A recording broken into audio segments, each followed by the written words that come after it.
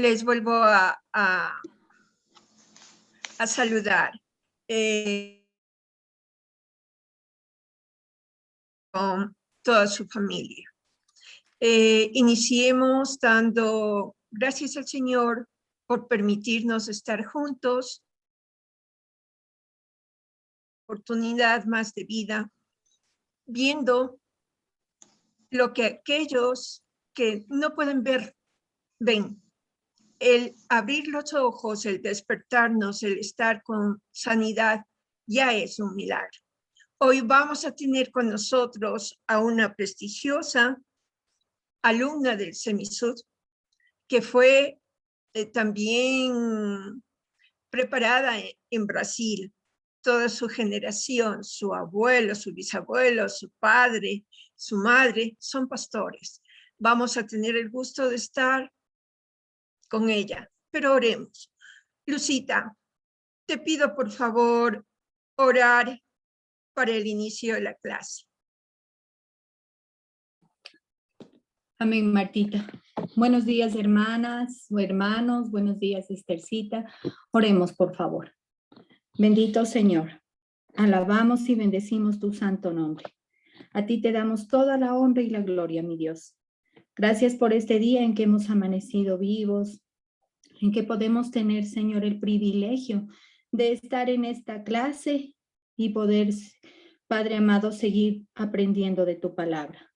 Te ruego una bendición especial sobre Esthercita para que seas añadiendo la sabiduría a su conocimiento, Señor, y que pongas gracia sobre gracia en ella.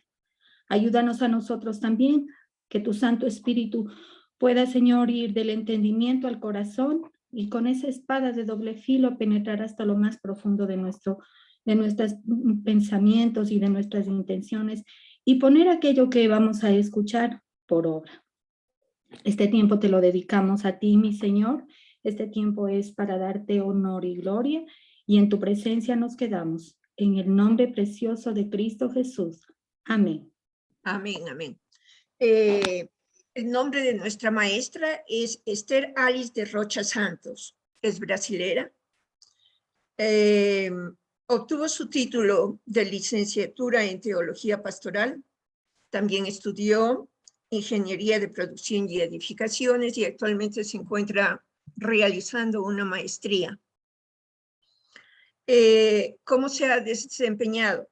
Es pastora de Iglesia de Dios, teóloga pentecostal, evangelista, predicadora y profesora de varias materias en Semisud actualmente, docente en muchos seminarios bíblicos teológicos y trabaja también en edición y traducción literaria. Hoy día le agradezco muchísimo a Esther porque pese a que ha estado su salud delicada, ella se está tomando el tiempo para compartir con nosotros el Espíritu de Dios y su palabra. Muy bienvenida, Esthercita. Dios te bendiga. Gracias nuevamente por esa disposición. Amén, amén. Bendiciones, buenos días, Dios les bendiga mucho. Como ya fue presentado, yo soy brasileña, hablo portuñol. Yo vivo aquí ya hace algunos años, pero todavía sigo hablando portuñol. No sé si algún día me va a pasar, pero espero que todos puedan entender bien el mensaje de hoy. Y hoy tenemos un tema muy lindo para estudiar, ¿no? Estamos en toda esa serie de los evangelios sinópticos, ¿no? Mateo, Marco, Lucas. Sé que ustedes ya aprendieron bastante durante las últimas semanas que están estudiando el tema. Y hoy específicamente vamos a hablar de los milagros de Jesús en los evangelios sinópticos. Y para empezar, creo que, que yo esté despierta un sábado a las 7:30 de la mañana ya es un milagro. Les cuento eso, que yo soy bien mala para despertar temprano.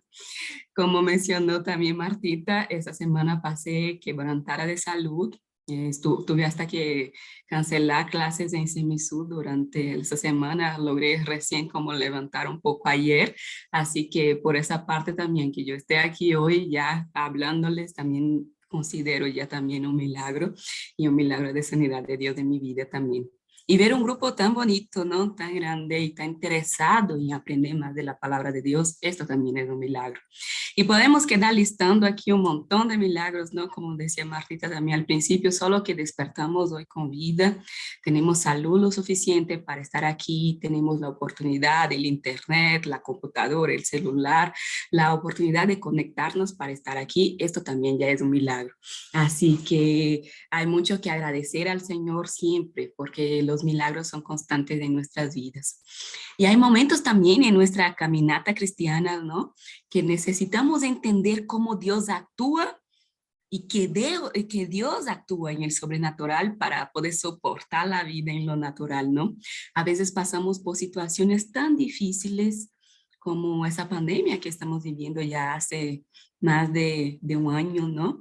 Y a veces vivimos situaciones hasta imposibles, ¿no? De ver la solución, que solamente entendiendo que Jesús opera milagros es lo que nos puede salvar, o solamente entendiendo que Jesús todavía opera milagros es lo que nos da la esperanza de seguir adelante. Yo creo que Jesús está aquí en esta mañana. Ese mismo Jesús que vamos a estudiar, que hizo lindos milagros, vamos a detenernos a los sinópticos, pero también hay milagros lindos en Juan, en el Evangelio de Juan, pero este mismo Jesús que operó milagros, Él resucitó y está aquí con nosotros hoy. Y no sé cuál es la situación que ustedes están pasando, pero Jesús está aquí hoy para operar milagros de nuestra vida. En cualquier área que estemos necesitando, Él es capaz de sanarnos, Él es capaz de liberarnos, Él es capaz de salvarnos más que nada. Yo creo con todo mi corazón que Jesús está aquí y operará milagros de esa mañana. Y el estudio de los milagros también nos ayuda a entender, ¿no? Nos lleva, los estudios de los milagros de Jesús lleva nuestras vidas a otro entendimiento de Él, del Evangelio, de la vida. Pero no voy a predicar, haré mi mejor esfuerzo, no me evitar a predicar esta mañana.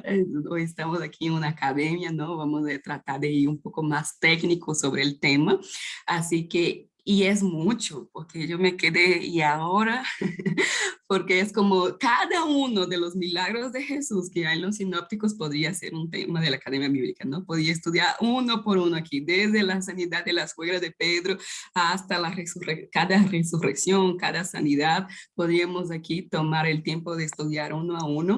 Y no estoy segura que solo una academia por milagro sería suficiente porque son muy profundos. Siempre hay mucho que aprender y como mencionamos en los sinópticos también nos da la oportunidad de ver a veces distintas versiones del mismo milagro. Mateo nos cuenta de una forma, Marcos nos cuenta de otra y Lucas nos cuenta de otra. Y es más o menos por aquí es el camino que vamos a seguir hoy. Entender esto, cuáles son las diferencias que hay entre cada evangelio y por qué nos cuenta distintos, ¿no? Cada uno de los milagros de Jesús. Unos tienen más, es el mismo milagro, pero uno tiene más detalles que otro. Y es natural, ¿no? Porque estamos aquí varios y si terminamos esa academia bíblica de hoy, yo le pregunto a Ruth, ¿cómo fue la academia? Ella me va a dar una respuesta. Si pregunto a Edgar y a Dolores, cada uno de ellos me va a dar otra respuesta diferente. Si pregunto a Luz del Carmen, ella me va a dar otra respuesta. Pero es la misma clase, la misma maestra, el mismo tema, pero cada uno va a retener desde su propia perspectiva, ¿no? Desde su propio entendimiento y desde su propia particularidad también para interpretar cómo fue hecho. Así hace Mateo, Marcos y Lucas, cada uno desde su propia interpretación, desde su propia teología, desde su propia perspectiva, nos va a contar los detalles y va a dejar algunos detalles afuera o añadir algunos detalles de acuerdo a las intenciones que ellos tienen cuando escriben el texto.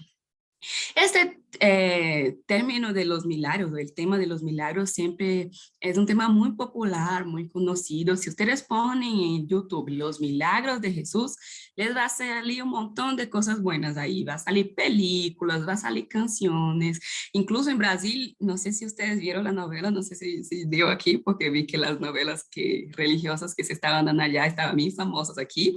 Pero así como hubo los 10 mandamientos, la tierra prometida, salió también también las de los milagros de Jesús, y cada capítulo era un milagro, y yo vi algunos pocos, no acompañé completo, pero me impresionó la producción y me pareció genial eso de los milagros de Jesús, y tengo entendido que está traducida al español. Entonces, si ponen en YouTube también los milagros de Jesús para mirar los milagros, se pueden ver. Hay prédicas y hay muchas cosas, pero hoy quiero tratar de enfocarme, como ya mencioné, en la teología de cada evangelio sinóptico en relación a los milagros de Jesús. El término milagro, ¿no? Viene del latín miraculum y designa un hecho que es sobrenatural, o sea, que a veces, la mayoría de las veces ni si puede explicar, pero tiene un origen divino. Pero Dios, o sea, está por detrás de esto que está pasando. Y yo creo que mi vida es un milagro. Podría también quedar aquí toda la mañana contándoles de varias cosas, desde sanidad, ¿no? Que Dios me ha sanado de enfermedades muy fuertes como leucemia y varias otras cosas que me han sanado en la vida, libramientos, ¿no? De accidentes, de cosas que yo le dije de esta vez y no sé cómo me salí viva de aquí.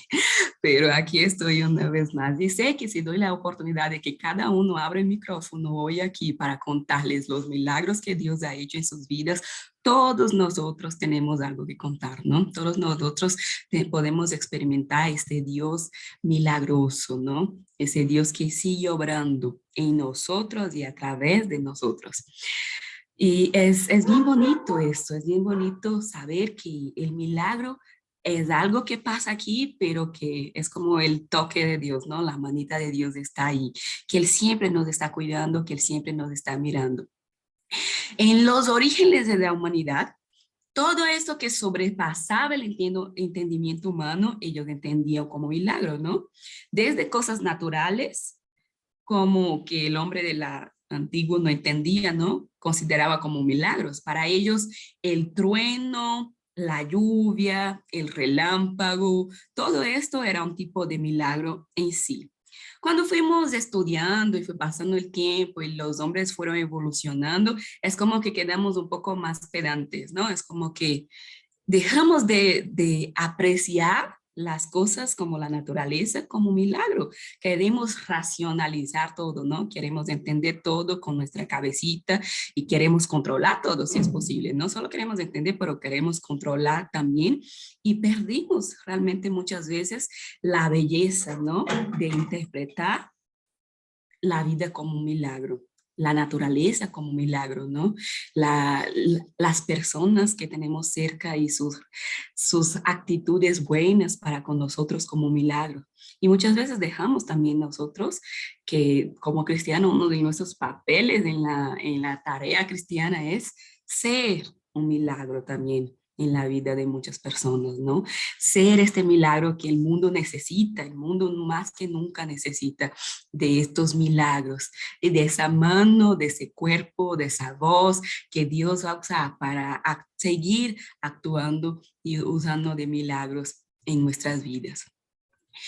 Es importante también recordar que vamos a asimilar los hechos milagrosos que nos proponen los sinópticos, la presentación de los milagros, ¿no? De manera general, no hay tiempo de entrar en cada uno de los milagros, entonces solo voy a comentar de forma general en cada libro.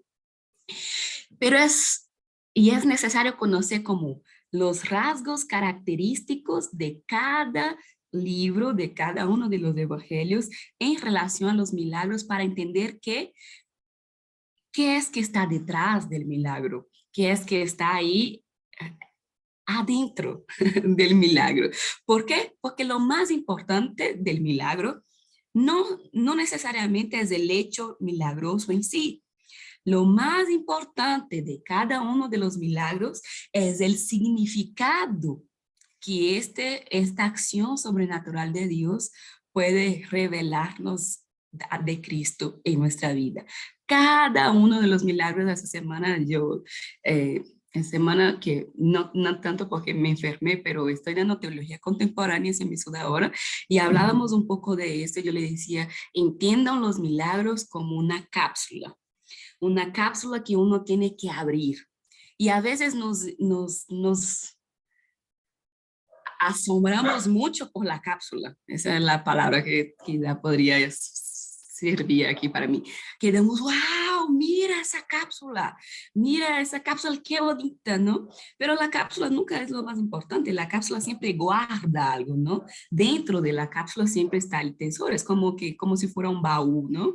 Y a veces quedamos, qué baúl tan lindo, ¿no? Este está de madera, mira, está hermoso y tiene unos detalles y a veces nos distraímos mucho solo con lo que está afuera y no abrimos para encontrar el tesoro que está dentro, ¿no? Así también en relación a los milagros. Cada uno de los milagros de Jesús, uno lee el milagro, se fascina y dice, wow, pero tenemos que siempre preguntarnos, ¿y cuál es el significado? ¿Por qué ese milagro está en la Biblia?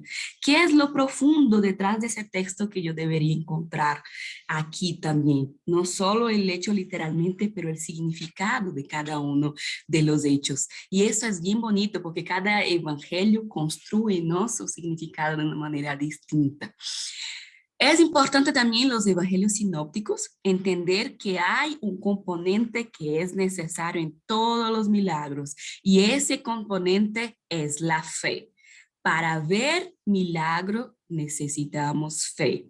Siempre en el evangelio de los sinópticos, ellos terminan más o menos como los milagros de Juan es un poco distinto. Incluso Juan cambia la palabra de milagros por señales, porque él va a decir, eso solo está señalando algo más grande. Los evangelios mantienen la palabra milagros, pero la mayoría de ellos termina como, y tu fe te ha sanado, y tu fe te ha salvado, y por tu fe es que lograste recibir este milagro. Entonces hay un componente que los sinópticos resaltan bastante en relación a los milagros, que es la fe. El milagro no despierta la fe, es al revés, es la fe que permite ver el milagro. Por tanto, aquí como premisa, ¿no?, tenemos que entender que en Mateo, en Marcos, en Lucas, lo más importante no son los acontecimientos que ellos están narrando, sino el significado y la fe, el significado que viene a través de este acontecimiento que ellos están narrando. Eso es importante siempre rescatar. Lo importante es llegar a confesar a Jesús. Y los milagros nos presentan siempre características de Jesús. Y Jesús, después de que estudiamos algunos milagros, ahí vemos, este sí es el enviado de Dios, ese es el Hijo de Dios, este es el Cristo que puede salvarnos, ¿no? Entonces, hay varias concesiones históricas, literarias, que son válidas para mostrar la autenticidad de la persona de Jesús. Más auténtico que lo que le hace es Él. Más auténtico que el milagro es Jesús. Él es de la mayoría, ese tesoro que está oculto, ese significado que está oculto, tiene que ver con Él. Y hoy en nuestra cultura, así como pasaba también en la época de Jesús, hay mucha gente que venía por los milagros y no viene por Él. Hay mucha gente que viene por lo que Él puede ofrecer, porque Él puede sanar, porque Él puede regalar, porque Él puede prosperar. Y ahí es donde perdemos la perspectiva, porque los milagros es para que conozcamos a Él. Los milagros es para que amamos a Él. Él me ha sanado, sí, pero no amo la sanidad que Él me dio, yo lo amo a Él que me sanó. Él me puede regalar muchas cosas y prosperarme y traer la prosperidad económica y ser la provisión perfecta en mi vida, sí. Pero yo no lo amo lo que Él me da, yo amo a Él. Y por eso es que los milagros están en el sinópticos, para que amemos a Él, para que conozcamos a Él, para que reconozcamos a Él. Así que eso es bastante importante. Y el tiempo es bien mi enemigo aquí, ¿no? Así que vamos a entrar ya en Mateo. Empezamos por Mateo por el orden, ¿no?, cronológico que tenemos. Mateo y los hechos milagrosos que pasan en ese evangelio. Les preparé un material un poco más extenso, luego les voy a compartir. Apenas termine esa clase ya hago el envío a la hermana Micaela, que me estuvo pidiendo. Yo le dije, Mica, no levanté ni de la cama todavía, pero para el sábado estará. Así que les preparé un documento que les voy a compartir luego. Pero hay que entender para quién está escrito cada uno de los evangelios. Me imagino que ya en las últimas clases ya estudiaron esto, entonces solo voy a mencionarlo rapidito. Mateo dirige su mensaje o su evangelio a los judíos cristianos, o sea, eran los que tenían toda una mentalidad de judío, pero aceptaron que Jesús es el Cristo. Entonces, en su corazón conocían todo el Antiguo Testamento, las leyes, las tradiciones, pero ahora creían que tenía un Mesías prometido. Entonces, para que ellos entiendan muchas de las cosas, Mateo, ¿qué hace? Ponen ese lenguaje judío. El rescate es de los evangelios que más cita el Antiguo Testamento, es Mateo, porque él rescata lo que ellos ya conocen de Dios, lo que ellos ya tienen en su mente de teología, de conocimiento de la palabra, para que ellos entiendan su evangelio. Y habían vivido miles de generaciones los judíos, ¿no? Cristianos, ¿basados en qué? En la ley. Y siempre la ley va a ser bastante importante en el contexto de Mateo. ¿Quién es Jesús en Mateo? El que nos entrega la nueva ley. ¿Dónde? En la montaña. Porque Moisés nos entregó la ley en la montaña y Jesús ahora viene trayendo una nueva ley, que es la ley del amor, y donde hace todo su discurso magistral sobre el amor en la montaña, lo que conocemos como el sermón de la montaña. Y ahora el evangelista, él va a decir, mira, entiendo que ustedes saben la ley, que ustedes están acostumbrados con la ley, pero hay que entender esa enseñanza cristológica, o sea, que Jesús es el Cristo en esa iglesia que están haciendo, en ese cristianismo que están haciendo. Por eso todos los milagros de Mateo hay que entenderlos como una enseñanza de Jesús. Como mencionaba, ¿cuál es el personaje principal de cada milagro? Jesús. Y Mateo recorta, ¿no? A veces la extensión narrativa del milagro. Él a veces no nos da tantos detalles como encontramos en los otros. Es como, a veces él no les importa descubrir cómo es la enfermedad o cuál es la enfermedad, a veces él no nos da. Él quiere decir, y Jesús va a sanar. ¿Por qué? Porque él está enfocado en la persona de Jesús, que la gente entienda que Jesús es el Cristo. Y asimismo, a veces, si vamos a leer, y es bueno que ustedes hagan este ejercicio, ¿no? Leer un milagro de Mateo, el mismo milagro de Marcos, el mismo milagro en Lucas. Ya les voy a dar una tablita aquí, les voy a indicar una tablita de estos milagros, ¿no? Cuáles encontramos en cuál evangelio sinóptico, pero es como interesante leer la perspectiva de cada uno de ellos, de cada milagro. Y a veces Mateo incluso hace algunos personajes secundarios desaparecer. Es como que si vamos a ver la película, ¿no? Por la vista de Mateo, y le dice, ese personaje no es importante, ¿no? Si está Jesús aquí, si está el milagro que él está haciendo, podemos cortar a esas dos personas que están mirando aquí. ¿Por qué? Porque él está poniendo todo su enfoque en Jesús, en la persona de Jesús, y que los judíos entiendan que Jesús era el Mesías prometido que ellos estaban esperando.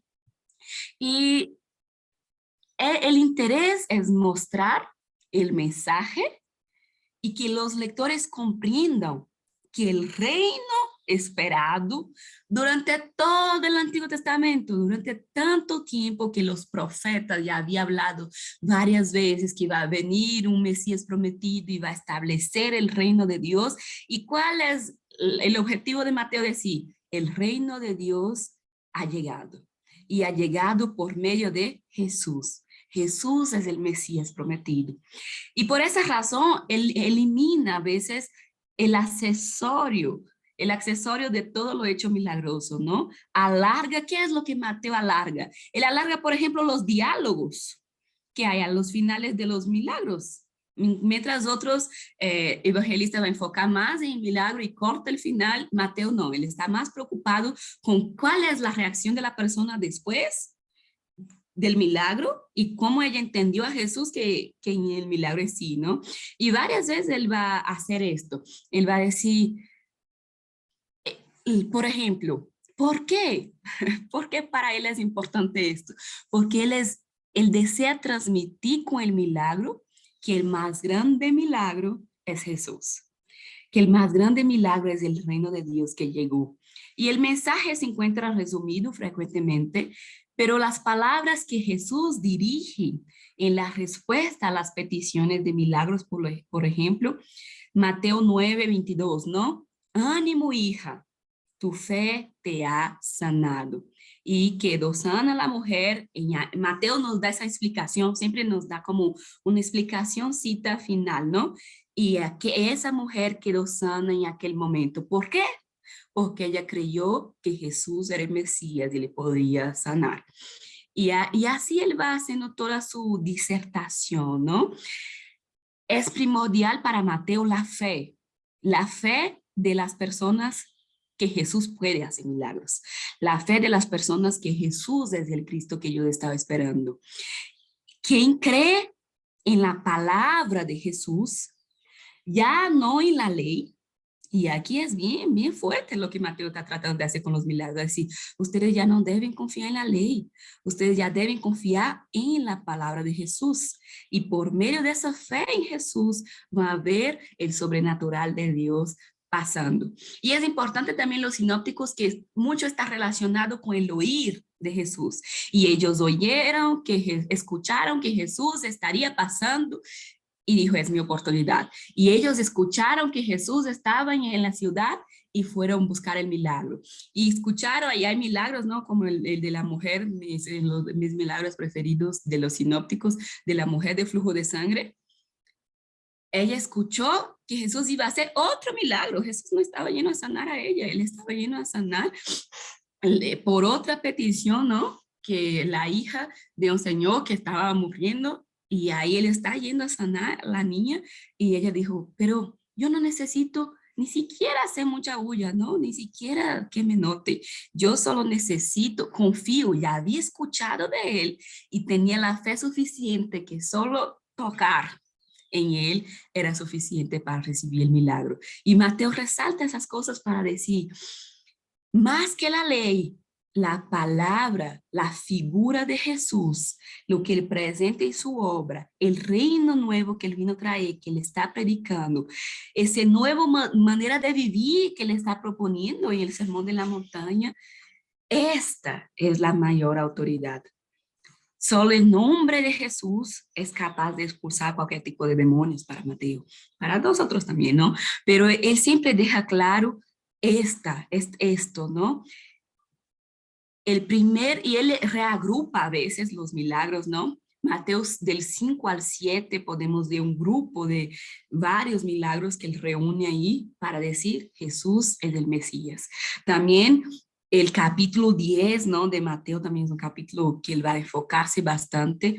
Entre el capítulo 5 y el capítulo 10 encontramos 10 milagros que están dispersos en otras fuentes. O sea, que Mateo lo pone ahí bien juntos y que los otros evangelios a veces los va a contar, pero separados, en contextos diferentes. Él va a ubicar los milagros y Mateo reúne ahí con el propósito de resaltar esto, que Jesús vino a traer la nueva ley de Dios. Y esa nueva ley de Dios es marcada por el amor.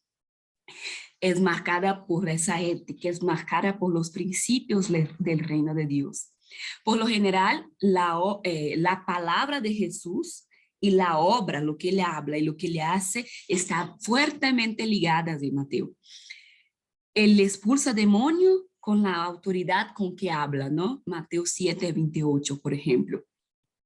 El autor de ese evangelio de Mateo cree mucho en el querigma, en la anunciación del reino de Dios. Cuando Jesús cura, ¿no? Hace sanidad, él no deja de impregnar su palabra cuando él lo hace. Para Mateo esa palabra es importante, ¿no? Aquellos que creen el mensaje pueden realizar estos prodigios. Jesús manda a los discípulos incluso, ¿no? Que a veces, que también luego después de Cristo, principalmente en Hechos, donde demás de esto, los mismos discípulos van a seguir actuando en milagros. ¿Por qué? Porque creyeron en la palabra. Y nosotros, Mateo nos va a decir, nosotros podemos hacer milagros. Nosotros podemos ser agentes de milagros. ¿Cómo? Creyendo en Jesús. Creyendo en el nombre de Jesús. Creyendo que Jesús es el Mesías prometido. Creyendo que ya estamos viviendo el reino de Dios. Mateo 10, del 1 al 7, por ejemplo, podemos ver esto bien claro. Y podremos resumir toda la teología de Mateo en relación a los milagros de la siguiente forma. Mateo expone sus hechos milagrosos, ¿no? Al igual que hoy un predicador expone la palabra. El evangelista narra los milagros como un predicador y él espera que la palabra dicha, el mensaje predicado, sea suficiente o sea fuerte lo bastante para operar los milagros en los oyentes. Esa palabra, esa predicación, ese mensaje es muy importante para el evangelio de Mateo cuando hablamos de milagro. Pero voy a acelerar aquí un ratito. Marcos y los hechos milagrosos. Marcos más es presente el milagro. Y perdóname la palabra así, lo voy a decir con todo cariño, pero es que él lo hace de una forma más parca, ¿no? Es como que lo hace de una forma más seca en la expresión de sus milagros, porque él no está muy preocupado con el querigma, no es el enfoque de Marcos, ¿no? Y él va a ser, él es mucho más sencillo que Lucas y que Mateo cuando cuenta un milagro. Y él va a decir, y la fiebre la dejó, y la lepra se alejó, y el viento cesó. O sea, él es bien minimalista en contar el milagro, ¿no? Es como que es corto y directo en lo que él quiere decir en relación a los milagros. ¿Y por qué? Porque Marco, más bien, él usa un vocabulario para presentar el hecho sobrenatural, pero es como que él usa un vocabulario bastante natural para expresar los hechos sobrenaturales. Lo sobrenatural en los relatos de Marcos aparece más que lo que pasó, que el viento cesó, que la fiebre se fue, que la lepra se alejó, es la reacción de los testigos. Marcos, su enfoque es que la reacción de las personas. ¿Cómo es que este milagro impactó a las personas que vieron el milagro? Entonces, más que el milagro que pasó, ¿no? Que el viento se calmó, que el mar se tranquilizó, él está preocupado. Y los discípulos, él siempre va a resaltar, ¿no? Las personas, la reacción de las personas que estaban ahí en este momento viendo esto. Más que los hechos en sí, cuando Marcos habla de los significados, ¿no? Él utiliza una forma bien sencilla para traducir ese evangelio. Y va a decir, a Jesús a veces no pedimos un significado. Ay, Jesús necesita un significado. No, Jesús necesita un milagro. Todas las personas necesitan un milagro, pero la respuesta de Jesús del milagro viene con un significado para sus vidas. Es como, ok, toma, aquí te voy a sanar, ¿no? Pero esto va a tener que cambiar tu vida. Ese significado tiene que causar algo ahí dentro de ti, una reacción, ¿no? Y él va a decir, Marcos, él emite ese juicio, ¿no? Bastante fuerte su evangelio, de pensar, y él reclama mucho. A una cosa que le enfogona a Marcos, por ejemplo, es eso de que las personas solo quieren el milagro y no reaccionan bien a este milagro, ¿no?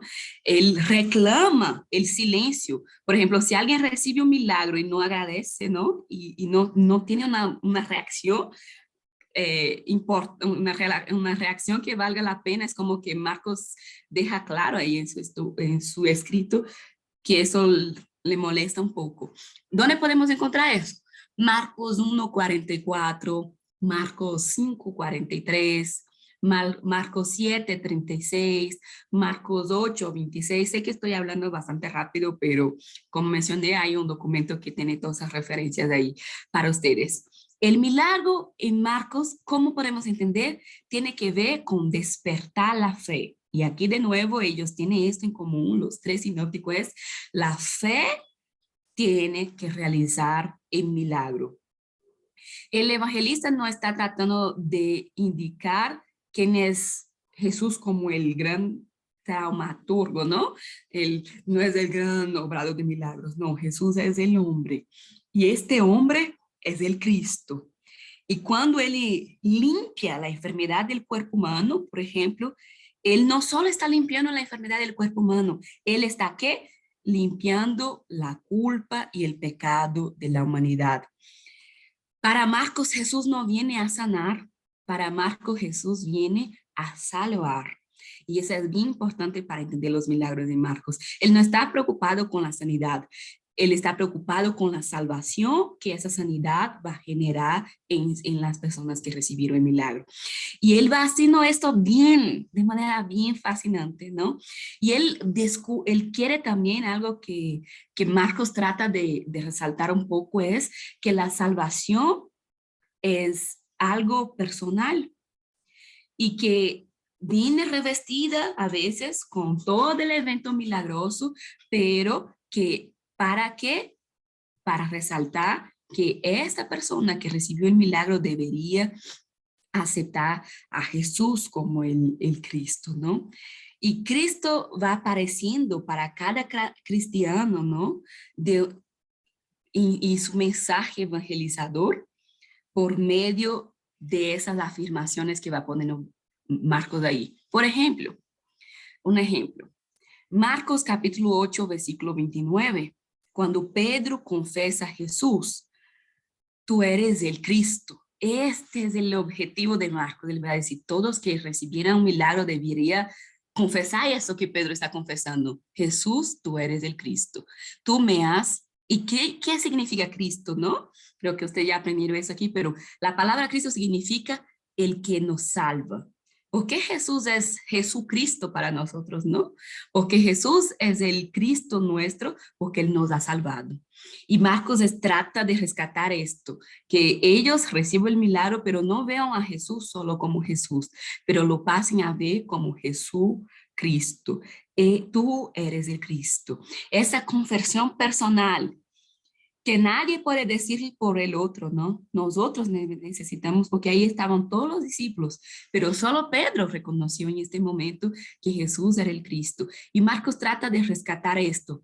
Todos nosotros necesitamos de manera personal reconocer que Jesús es nuestro Salvador, que Jesús es el Cristo. Y para Marcos es como que ningún milagro puede arrancar solo por el milagro de los labios del creyente esto. Pero el significado del milagro confirma la fe. Y ahí es cuando tenemos fe en Jesús y va a decir, esto sí, Jesús es el Cristo. Lucas, porque ya mismo tengo que pasar tiempo de pregunta.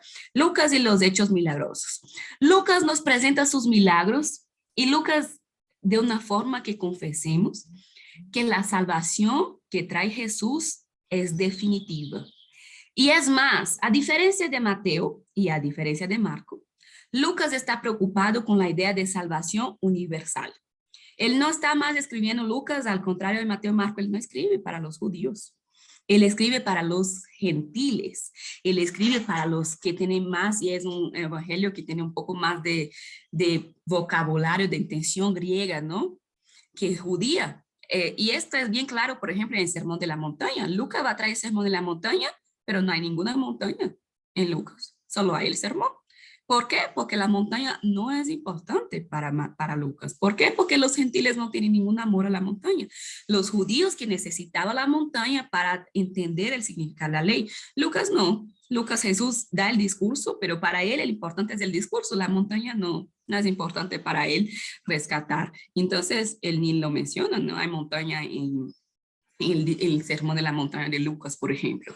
¿Por qué? Porque él está tratando de decir, a ver, con Jesús la salvación no es solo para los judíos.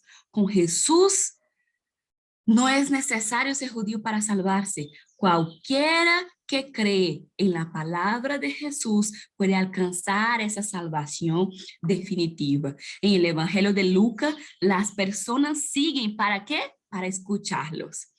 Y para escucharlos y para ser sanados de sus enfermedades. Y eso podemos ver en Lucas capítulo 6, versículo 18, ¿no? Y toda la multitud lo seguía y lo escuchaba y era sanado de sus enfermedades. ¿Y qué palabra es esta? O sea, si van a venir por la palabra, ¿no? Si van a venir para escuchar a Él, ¿qué palabra es esta, ¿no? Que nos va a dar Jesús. Porque aquellos que escuchan la palabra y asimilan, es los que pueden ver el milagro. Y Lucas trata de decir, a veces pasan los milagros y a veces, y algunos ven y algunos perciben el milagro y otros no. Y Lucas lo que va a decir, ¿quiénes los que perciben los milagros? Los que escuchan primero la palabra de Dios, los que tienen vinieron para escucharle primero, que ya conocía a Jesús, es los que pueden detectar estos milagros.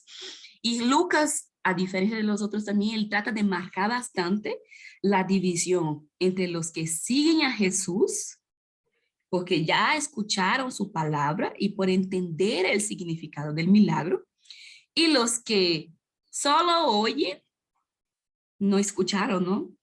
Si escuchar es como estoy tratando de decir algo, como que el escuchar es más profundo que solo oír, ¿no?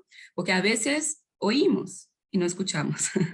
Y él va a decir, hay que escuchar y esa palabra hay que penetrar el corazón. Y cuando esa palabra penetra el corazón, podemos contemplar lo que Jesús hace, los milagros, de decir, entendí el milagro. Y él va a decir, hay muchos que venían con la multitud y estaban ahí solo escuchando, pero estaba solo oyendo, perdón, pero no vieron nada, el milagro pasó y ellos ni se dieron cuenta.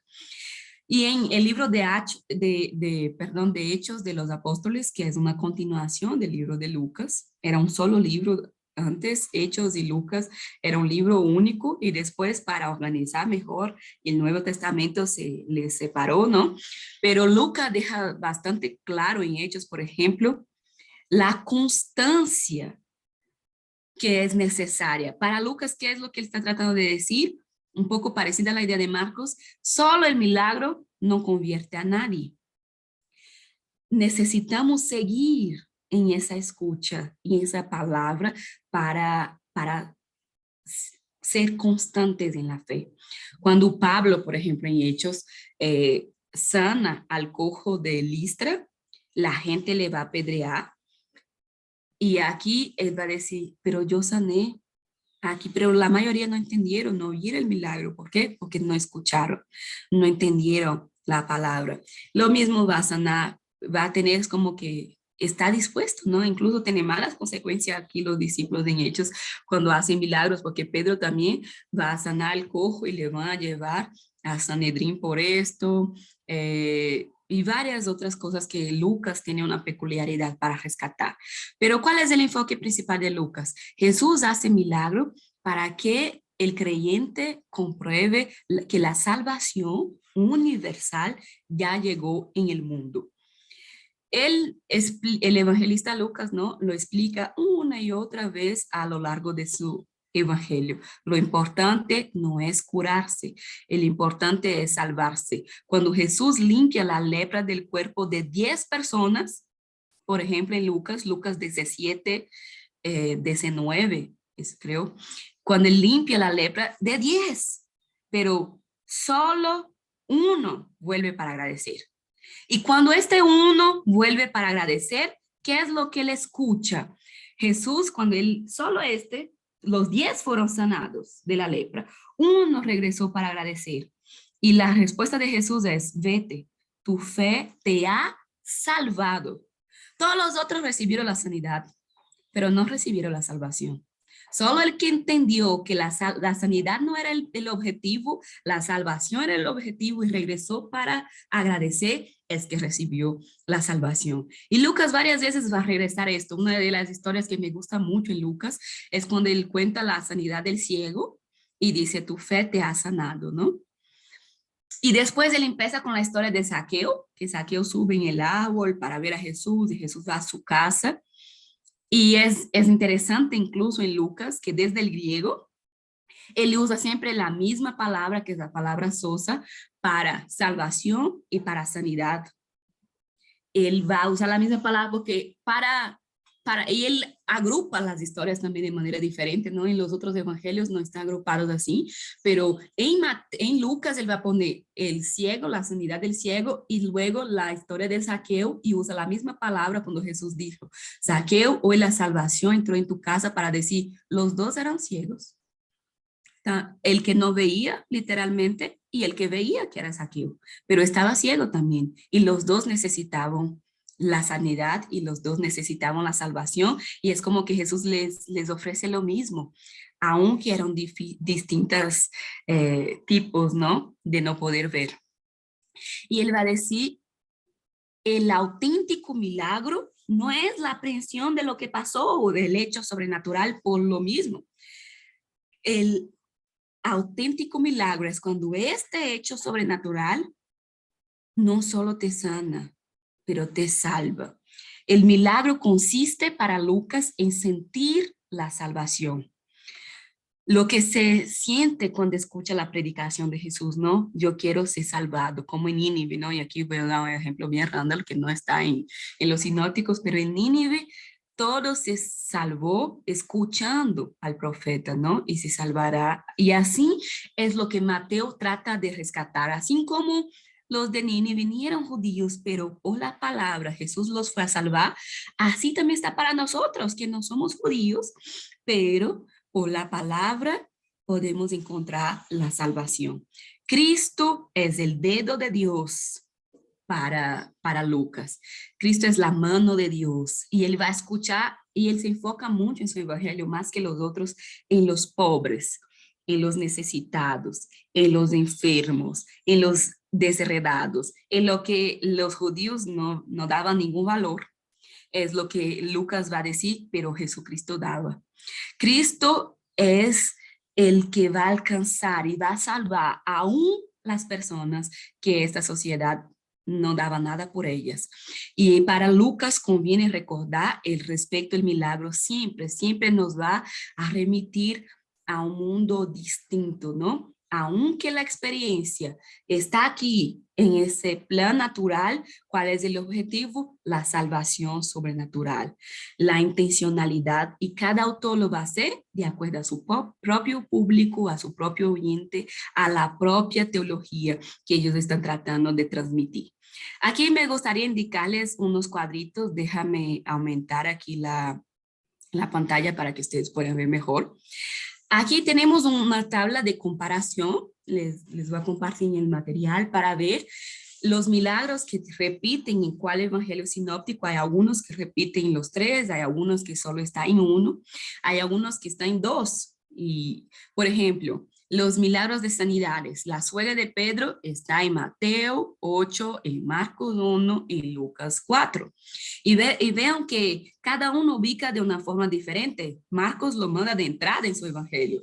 Lucas pone casi al inicio, pero Mateo ya está bastante adelantado cuando él recién va a contar la historia de la suegra de Pedro. El leproso, asimismo también, el leproso Mateo solo lo va a mencionar en Mateo 8, mientras en Marcos 1 él ya está contando la historia del leproso. Lucas capítulo 5, el paralítico que se baja del cielo. Mateo 9, Marcos 2, Lucas 5. El hombre con la mano seca, ¿no?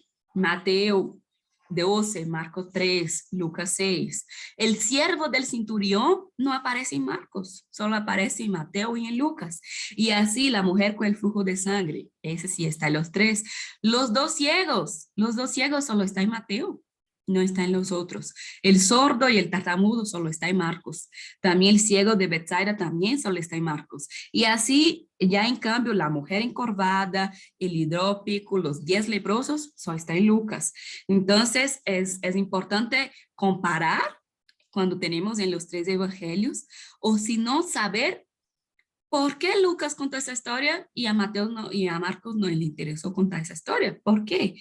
¿Por qué está aquí en Lucas? Porque Lucas creía que no podía dejar de afuera. Así también en Marcos. Tenemos los milagros de exorcismo, ¿no? Cuando Jesús sana a quien está endemoniado, que también hay algunos que están en Marcos, en Lucas, otros en Mateo y Lucas, otros están en los 3 y otros son en Mateo.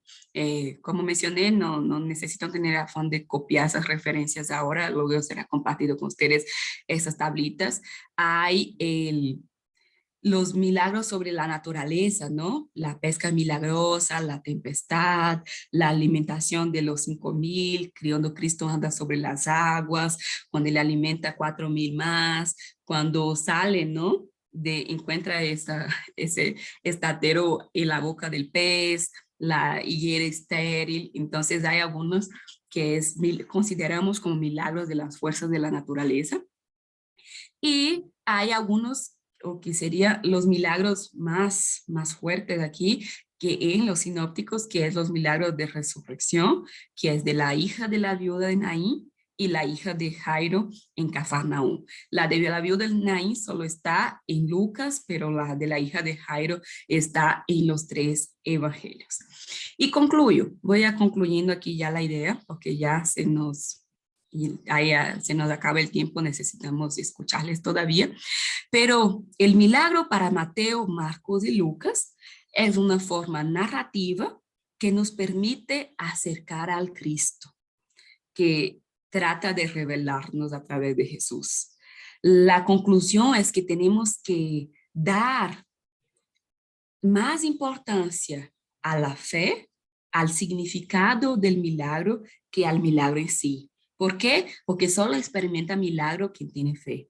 Toda la teología sinóptica en relación a los milagros es para despertar esa fe, y por medio de la fe podemos descubrir milagros.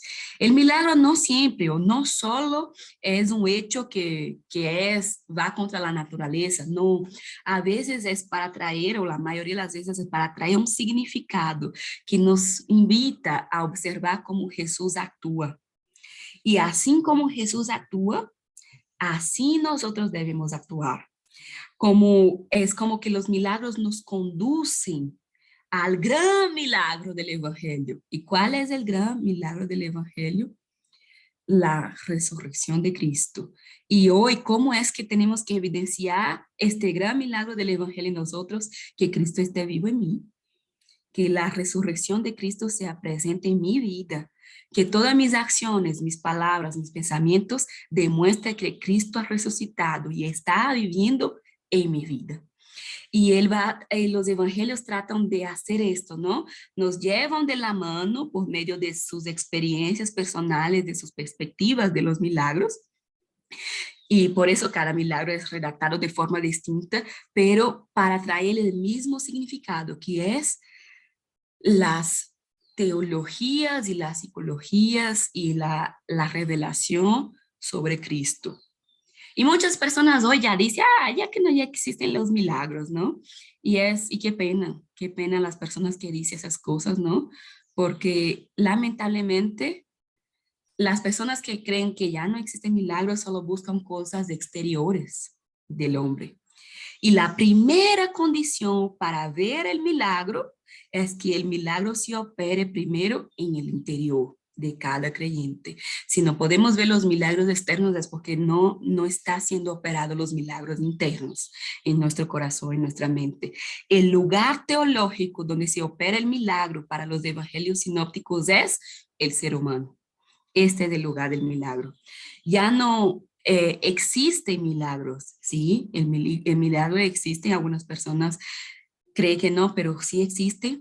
¿Por qué? Porque algunas personas creen que no hay más milagros, porque perdieron la capacidad de verlos, perdieron la capacidad de escucharlos, porque creemos, lo vemos, y hay algunos que continúan ciegos. Y el grito de nosotros hoy debe siempre ser como el ciego, ¿no? De los evangelios. Hijo de David, tiene misericordia de mí. Señor, yo quiero ver. Yo quiero ver milagros. Yo quiero ver tu mano obrando en todo. Yo quiero sentir que por detrás de cada acción tan sencilla en mi vida, tú estás ahí. Tú estás cuidándome. Tú estás caminando conmigo. Y los que creen en Jesús viven un camino de milagros.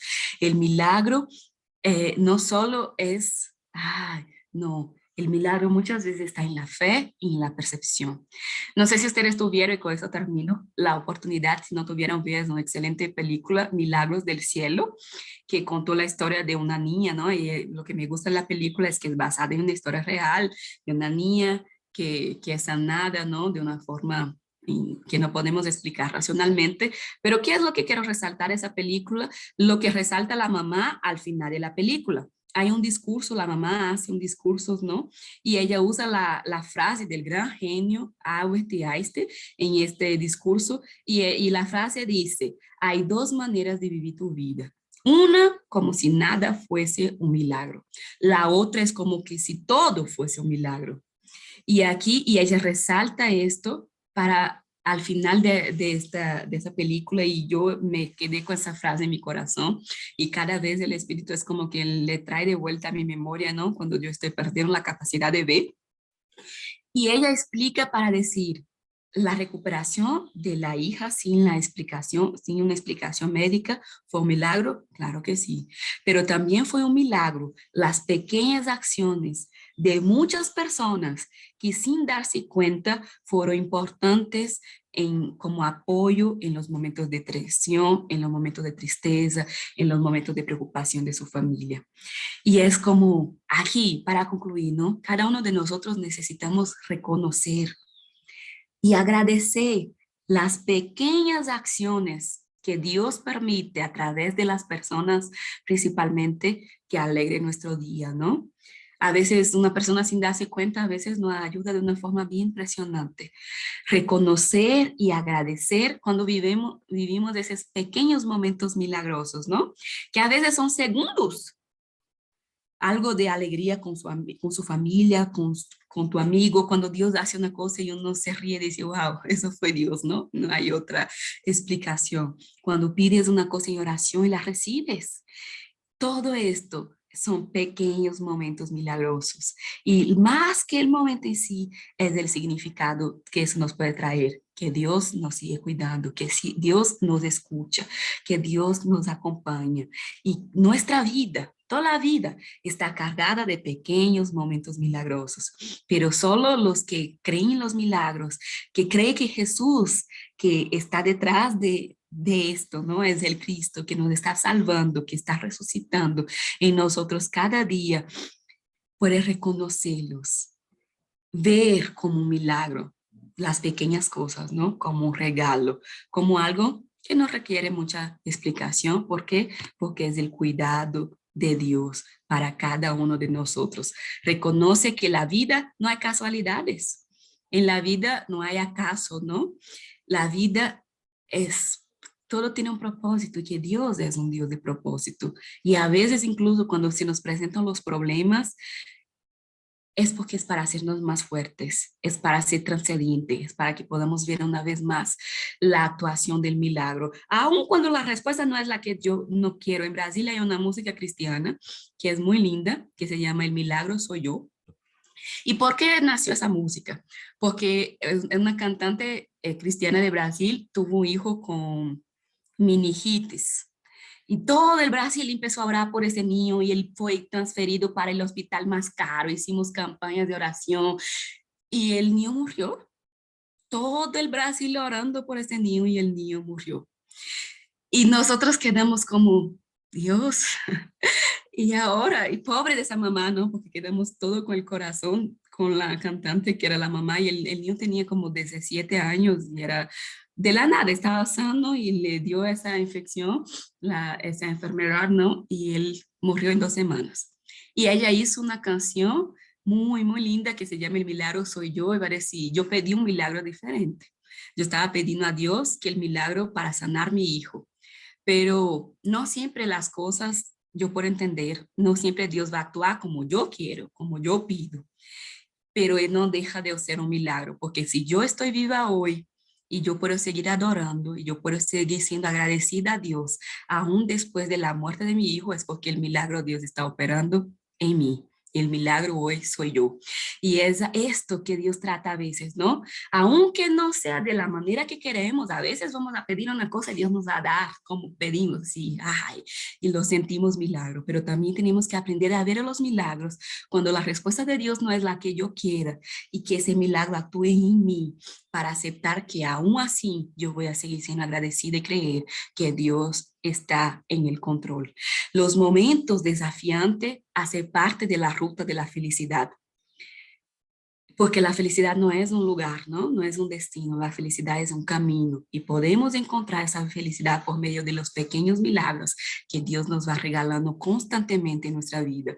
Como dice Einstein, ¿no? Viendo todo como un milagro, podemos apreciar las bellezas más grandes de la vida en las cosas más pequeñas. ¿Y para qué necesitamos estudiar, ver, aprender, seguir profundizando en los milagros? para tener gratitud, ver la vida a través de los colores de la gratitud y de la felicidad. Que Dios les bendiga muchísimo, les escucho sus preguntas, pero que ustedes puedan aprender con los evangelios a entender el significado de los milagros y ver la vida como si todo fuese un milagro y entender que Jesús es el Cristo que tiene que resucitar en nosotros y usarnos para hacer milagros en nosotros y a través de nosotros también. Y agradezco aquí la oportunidad, no sé si tiene preguntas, inquietudes, comentarios. Esther, Ruth Woman nos dice, en los evangelios sinópticos, transitado, oral y escrito ahora, ¿la palabra de Dios está comunicada de acuerdo al entendimiento de cada uno? Así es. O sea, Jesús, Mateo, por ejemplo, estaba ahí como testigo ocular. Lucas va a buscar las informaciones, ¿no? Él no estaba ahí en la mayoría cuando pasó los milagros. Él mismo dice en su evangelio que él va a buscar la información de quién sí estaba ahí. Pero cuando lo redacta, ¿no? Redacta con una intención. Mateo, por ejemplo, y Marcos son más inclinados para una comunidad judía. Entonces, ellos van a relacionar con la ley. Ellos siempre van a rescatar algo del Nuevo Testamento para Ayandí y Jesús, por ejemplo. ¿Por qué es que Jesús multiplica los panes? Los panes en Mateo, ¿por qué? Porque ellos creían que el Mesías prometido tenía que repetir el milagro del maná, ¿no? Del desierto. Entonces ellos narran de una forma que los judíos entiendan que Jesús es el Mesías. Lucas ya no está muy preocupado con eso del Mesías como tal. ¿Por qué? Porque él está hablando para gente gentil, que no conocía toda esta carga judía, toda esa tradición, toda esa ley judía. Él está más preocupado en decir, Jesús nos vino a traer la salvación universal. No importa si usted es gentil, si usted es romano, si usted es de Etiopía, Dios te quiere salvar también. Y Él puede operar milagros en tu vida también. Entonces, de acuerdo al entendimiento de ellos mismos, ¿no? De su propia percepción, o sea, de Mateo siendo más judío, él lo va a entender las cosas de una forma más judía. Lucas siendo trabajando con gentiles fuera de ese mundo judío, él va a entender las cosas de una manera más gentil, con una influencia más griega. Y de acuerdo a al público también, porque no solo depende de ellos, ¿no? Pero del público que ellos quieren alcanzar. Y de acuerdo a este público es cuando ellos ajustan o narran, ¿no? Los milagros de acuerdo a cada una de sus teologías, a cada uno de los públicos que quiere alcanzar. Porque si yo voy a hablar para niños, yo no enseñaría los milagros a los niños como les enseñé a ustedes. Mismo siendo el mismo tema, los milagros de Jesús, a los niños yo enseñaría de una manera totalmente diferente. ¿Por qué? Porque yo tengo que pensar cómo atingir mi público, cómo alcanzar mi público. Y eso hace los evangelios en todo, incluso en los milagros también. Jonathan Álvarez nos dice, buenos días, hermanos. Tengo una inquietud. ¿Por qué algunas corrientes teológicas sostienen que ya no existen los milagros hoy en día? Porque se enfoca mucho en lo físico, ¿no? A veces, principalmente los pentecostales, porque el pentecostalismo nace de un movimiento muy milagroso, ¿no? Y es cierto, en algunas cosas, por ejemplo, cuando yo era niña, en la iglesia, mi iglesia pentecostal, yo vi mucho, había los cultos de liberaciones, y en esos cultos de liberaciones yo vi gente andando de silla de rueda, yo vi ciegos que volvieron a ver, yo vi milagros físicos ahí, y que hoy en la misma iglesia, con el mismo pastor, ya no veo frecuentemente ese tipo de reacciones, ¿no? Y ahí algunos empiezan a decir, es que ya no se hay más milagros como antes. Pero hay mucha gente que está yendo a la iglesia y está siendo sanada de la depresión. Y nosotros no estamos viendo, pero los milagros están pasando. Y es la perspectiva, es el ambiente, ¿no? Los milagros pasan donde se permite que pasen también, ¿no? Y muchas veces cuando hay esas corrientes de, yo ya no estoy viendo milagros, y ahí la pregunta es para nosotros, ¿qué estoy haciendo yo para ver milagros? Yo estoy permitiendo que los milagros, como les mencionaba, no pasen en mi corazón primero, pase en mi interior primero para ver la respuesta de esto. ¿Cuál es mi interpretación de las cosas que Dios está obrando? Estoy viendo esto como ¿es solo lo natural o yo estoy entendiendo eso como la mano de Dios? Y eso los sinópticos tratan de rescatar bastante, ¿no? Los milagros, lo importante del milagro no es el hecho en sí, el importante del milagro es los resultados, es las consecuencias, es las transformaciones interiores, es los significados de los milagros. Y es por eso que siguen existiendo, pues sí, cada día. Si yo lo abro, si puedo ver, si tengo la fe para ver y si pongo toda mi percepción para ver, cada día yo puedo encontrar muchos milagros en mi día, en mi vida. Y ellos siguen existiendo, ¿no? Y aquí regresamos a esto del final. Puedo ver en la vida como que nada es un milagro, es coincidencia, es las cosas que pasan, fue suerte, fue como algunos llaman, ¿no? El poder del pensamiento o lo que sea, el universo que está conspirando por interpretar de muchas cosas, como si nada fuera milagro y ser escéptico frente a la vida, pero yo también lo puedo hacer y qué pena por esas personas, ¿no? Porque pierden lo más bello de la vida, pero también lo puedo ver como todo. Conectar esa mañana, como decir, despertar temprano, para nadie puede ser un milagro, para mí es un milagro el sábado de la mañana. Estar feliz, sábado 8 de la mañana, 7:30, ¿no? Que empezamos, es un milagro para mí. Ustedes pueden no ver milagro, pero yo veo un gran milagro de Dios, como dicen en Brasil las iglesias neopentecostales, para glorificar en pie, ¿no? Este gran milagro ahí de mañana. Entonces yo puedo interpretar todo. Y qué pena que las personas no creen que existen milagros, porque muchas veces la mayoría de las personas se están volviendo escépticas. Y cuando uno es escéptico, ¿no? Aunque el milagro le caiga encima, él todavía no tiene la capacidad de ver. Entonces, depende mucho de nuestra interpretación de la vida, ¿no? De Dios para creer que los milagros siguen existiendo hoy día y siempre lo va a existir porque Dios siempre es milagroso. Esther, no, hay muchos mensajes felicitándote por tu mensaje. El mensaje creo que ha sido muy claro, muy específico, muy profundo. Si nosotros no tenemos intimidad con Dios, para nosotros la vida va a ser desastrosa. Pero si vivimos esa intimidad con Dios, esa relación con Dios, vamos a ver lo que Dios quiere que veamos, como Él quiere que veamos. Eso es lo más hermoso de ser un hijo de Dios a través de la relación íntima con el Padre. Muchas gracias, Esther, por tu reflexión, que no quisiste predicar, pero yo creo que predicaste. En cada cosa, en cada dicho, tú predicaste, porque eso es a lo que estamos llamados a hacer. Que nuestro conocimiento no se quede en nosotros, sino transmitir el conocimiento, pero a través de la gracia y la autoridad de Dios. Dios te bendiga, te recuperes íntegramente y que te tengamos otra vez con nosotros. Eres una bendición. Martita, ¿me permites una preguntita, Esther? Por supuesto, por supuesto. Por favor, sí. Bueno, yo considero que realmente ha sido una clase magistral, muy linda, muy clara.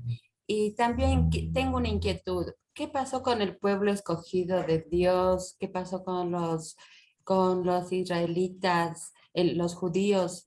¿Por qué esa resistencia a creer en Jesús? ¿Y hay algún propósito quizá en eso? Pues sí, ese es un tema bien amplio, bien largo, porque muchos judíos creyeron. O sea, los apóstoles eran judíos y ellos sí creyeron en Jesús. La comunidad de Mateo, ¿no? Como les estaba mencionando, es para los judíos cristianos. O sea, significa que muchos los judíos creyeron que Jesús era el Cristo y aceptaron este mensaje también. Entonces, no es así, no es exactamente que los judíos no creyeron, muchos sí creyeron y nuestro cristianismo viene del judaísmo. ¿Por qué? Porque los primeros cristianos eran judíos. Y de ahí después con Lucas, con Pablo, ¿no? Principalmente es que se va a expandir a todas las otras culturas y toda esa idea de la salvación universal, no solo limitada. Pero ellos siguen, los judíos, ¿no? Ellos siguen creyendo mucho en Dios y siguen practicando toda la ley, ¿no? Y qué pena porque Pablo va a decir, mira, ustedes la ley es una niñera. Pero cuando viene Jesús ya no necesitamos de esa niñera. Con Jesús recibimos la madurez y la libertad plena. Y es por eso que la ley es importante. Sí, la consideramos, sí, la aprendemos de ella, pero más importante que la ley es Jesús. Y es como que ellos se quedaron ahí como niños, todavía bajo la niñera, ¿no? Nos dieron la oportunidad de creer en Jesús para permitirse madurar en la fe completamente y crecer. ¿Qué pasará con ellos? Pues bueno, ahí esa respuesta ya yo no tengo, no hay solo Dios es que la puede saber qué es lo que va a hacer con ellos, que vino Jesús y de forma tan clara y por medio de los milagros también, por medio de la predicación del reino, trató de decirles, estoy aquí, yo soy el Mesías que ustedes estaban esperando, ¿no? Y muchos creyeron y aceptaron y recibieron esa salvación plena y muchos no, y están hasta hoy esperando el Mesías prometido, ¿no? Así que, ¿qué va a pasar con ellos? Hay muchas teorías en la Biblia mismo, algunos autores tienen distintas teorías en respecto a ellos. Pablo tiene su propia postura, Apocalipsis, Juan tiene su propia postura, y la mayoría va con la idea de que espera, ¿no? La mayoría espera. Y lo que cualquier cristiano debemos esperar, no solo para los judíos, para cualquier pueblo, es que ellos encuentren la salvación también. Nosotros como cristianos y como hijos de Dios y que tenemos ese amor de Dios, a todos debemos desear que sean salvos. Que, o sea, para mí una persona que es cristiana y dice que desea que alguien va al infierno o que alguien nunca fue, no entendió el cristianismo y no entendió a Cristo y no entendió su amor. No es cristiano una persona que desea que alguien más va al infierno. Por eso cualquier cosa, menos tener la ética de Cristo, porque Cristo quiere que todos se salven, ¿no? Entonces, así también es los escritores bíblicos. Esperamos y nosotros creemos y vamos a seguir orando para que ellos se den cuenta y encuentren la salvación también, que Jesús es de Cristo. Pero ahí solo exactamente Dios sabe qué va a pasar. Pero hay grupos así, entiendo lo que entiendes. Hay grupos del judaísmo que sí creyeron en Cristo y hay otros que no. Y los que no, vamos a seguir pidiendo misericordia delante de Dios y saber, esperar qué va a pasar con ellos, ¿no? Pero que es algo que solo Dios puede saber exactamente. Tenemos teorías, tenemos ideas, tenemos algunas opiniones, pero solo Dios es que da el veredicto final sobre la salvación. Así que vamos a seguir pidiendo misericordia por ellos. Hay bendición en pedir que los escogidos de Dios, que el pueblo escogido de Dios, como es Israel, tenga salvación. Que sus escamas de los ojos sean caídos y que internalicen el hecho de que el Mesías vino y ellos no lo recibieron, como está escrito, ¿no? Pero Dios tiene la última palabra y esa palabra está en la Biblia. Hermanos, una feliz semana, que Dios esté con nosotros, que el Espíritu de Dios nos dé entendimiento, sabiduría, discernimiento para ver toda la obra que Dios ha hecho, hace y hará en cada una de nuestras vidas. Que el propósito de Dios se cumpla. Amén. Gracias por su asistencia. Nos quedan solo 2 clases más. Y esto va a ser una aventura siempre. Que Dios les bendiga. Bendiciones. Gracias, Esthercita. Gracias, Tercita. Bendiciones. Lindo. Gracias, pastorita. Bendiciones, hermana. Cuídate.